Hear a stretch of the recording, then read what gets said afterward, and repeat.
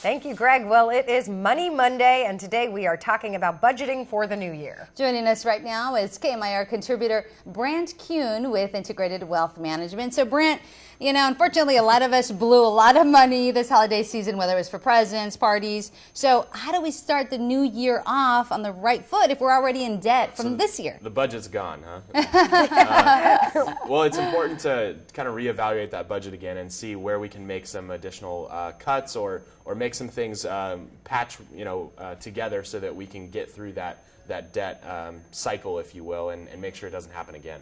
So it's almost like city budgeting or planning. They say they have to cut the fat somewhere. Same on a personal level? Exactly.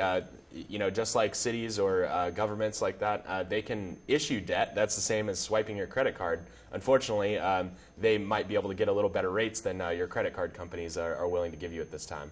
So a way to do that would be what? Move somewhere where there's my rent isn't as high? Yeah, that could be. Maybe evaluate some of those living expenses.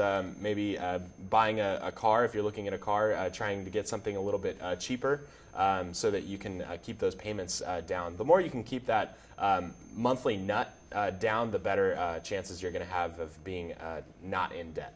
So what's the easiest way to do that? How do we go through our budget and then set the budget for the next year? Yeah, there's a lot of ratios. If you just Google budgeting financial ratios, those are kind of really good guidelines to keep yourself in. And it does give you about 10 to 15% of flex spending, if you will.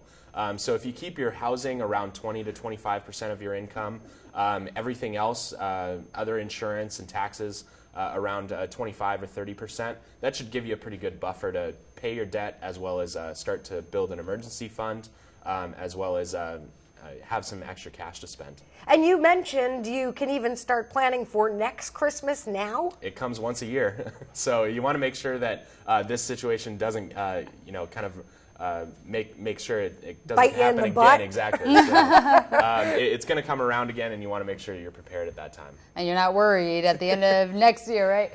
Well, thank you, Brandt, for joining us this morning. Happy New Year. The information, if you want to get in touch with Brandt, is on your screen right now. Integrated Wealth Management. Feel free to call the number on your screen if you have any questions.